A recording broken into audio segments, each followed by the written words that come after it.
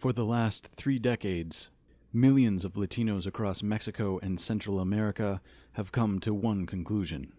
Pues mi mamá se preocupó mucho por eso y llegó un día y me dijo de que me viniera para Estados Unidos, porque yo allá trabajaba 16 horas diarias, y me dijo, con tú trabajando 16 horas diarias en Estados Unidos, harías mucho dinero. Desafortunadamente, en mi país no tenemos las oportunidades de sobrevivir y yo quiero lo mejor para mis hijos. Decidimos con mi esposa pues viajar para acá. Pensamos que en un año, trabajando 16 horas diarias, en un año pues podíamos conseguir un capital de $15,000, $20,000, regresarnos y poner nuestro negocio y vivir de otra manera. They would like to stay in their village. Nobody wants to go to a place where they're illegal, have no rights, don't know the language, you know, and all their friends are back home. I would have never thought of moving to the United States, being so young. I thought that I was going to stay in Mexico for the rest of my life, but it didn't happen that way.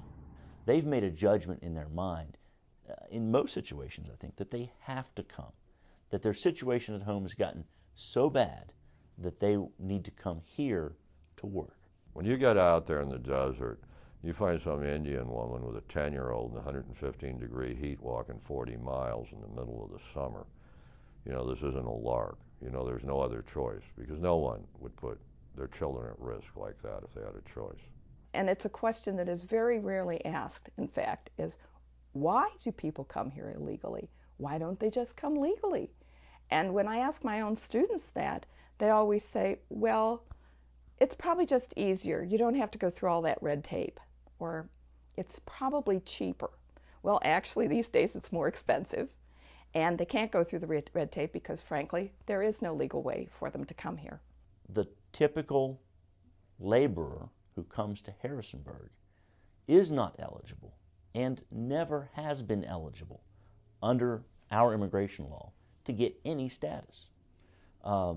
So even if they went and applied for something, they would be denied. If you're 10 years old and you went down to the U.S. consulate and say, I want to fill out some papers, you better hope to live to be 110 before your point in the line comes up. Functionally, there is no way to legally enter this country if you're a poor, uneducated, unskilled Mexican. If you're a university professor, if you're a nuclear scientist, if you are a renowned artist, it's pretty easy to come into the United States. So we've got 12 million, according to some estimates, 12 million undocumented Mexican workers in the United States. We have somewhere around 5,000 or 6,000 visas for unskilled workers.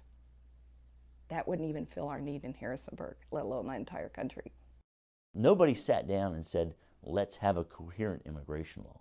It is a patchwork quilt of different proposals proposed by different people for different purposes.